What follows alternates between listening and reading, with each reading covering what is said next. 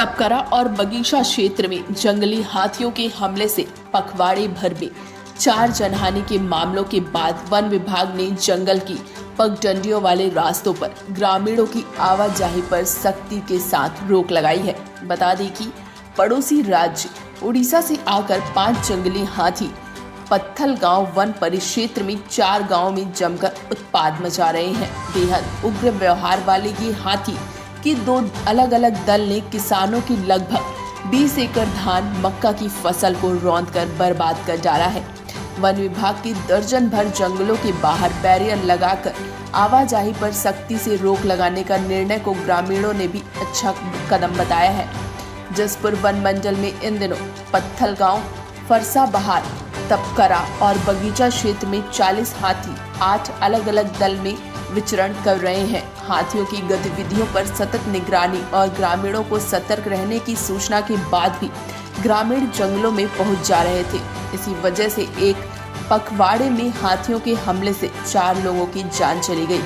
हाथी महावंदन रोकने के लिए पहली बार वन विभाग ने बैरियर लगाकर वहां वन कर्मचारी और वन मित्रों को तैनात किया है। वहीं वन मंडल अधिकारी ने बताया कि कल से 17 अगस्त से यहाँ दो जगह हाथी आ गए हैं। एक बेंद्रा भुंजा जंगल डूमर बहार के पास और सराई टोला के जंगल के 67-68 इसमें हाथी के विचरण है। और इस समय झाड़ इतना जंगल में उग आए हैं, इसलिए हम लोग जान माल की सुरक्षा के लिए गांव वालों को पर्याय हिदायत दे रहे हैं कि बिल्कुल जंगल की ओर बिल्कुल ना जाएं, ताकि किसी प्रकार की जनहानि ना हो और हाथियों को आराम से रहने दें।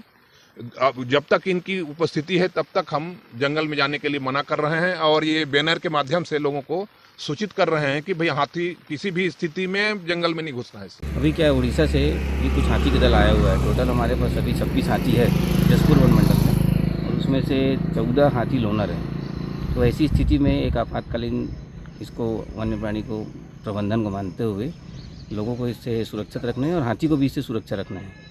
तो दोनों की सुरक्षा को दृष्टिगत रखते हुए जसपुर वन मंडल में प्राथमिकता के आधार में आज हाथी प्रबंधन हम इसमें कर रहे हैं, और हाथी मित्र दल और वन अमला, साथ साथ इसमें हाथी विशेषज्ञ प्रभात दुबे जी, ये तीनों इसमें लगे हुए हैं। और लगभग हमारे पास अभी 12 से 13 दल बने हुए हैं सभी गाँवों में। जहाँ जहाँ हाथी प्रभावित है 10 गाँव में एक दल ये काम कर रहे हैं और लगातार लोगों को जागरूक कर रहे हैं, उनके बीच उठ बैठ रहे हैं, उनको हाथी व्यवहार से कैसे बचना है और हाथी का क्या दिनचर्या है, कैसा विचरण क्षेत्र होता है, कौन सा काल में हाथी बाहर आता है, ये सब गांव वालों को शिक्षित कर रहे हैं, उनको जागरूक कर रहे हैं। और जो गांव और जंगल के बीच रास्ता है उसको ब्लॉक कर रहे हैं, उसमें एक सांकेतिक बैरियर लगा रहे हैं ताकि किसी प्रकार से कोई चूक ना हो और लोगों को इसमें अच्छा सकारात्मक सहयोग मिल रहा है। और अभी वर्तमान में प्रभात दुबे जी आए जो सराई टोला और पत्थलगांव के आसपास के क्षेत्र में लोगों के बीच बैठ के हाथी प्रबंधन में काम कर रहे हैं। उसके साथ वन मित्र और हाथी मित्र दल और वन विभाग के अमला तीनों सभी सक्रिय हैं।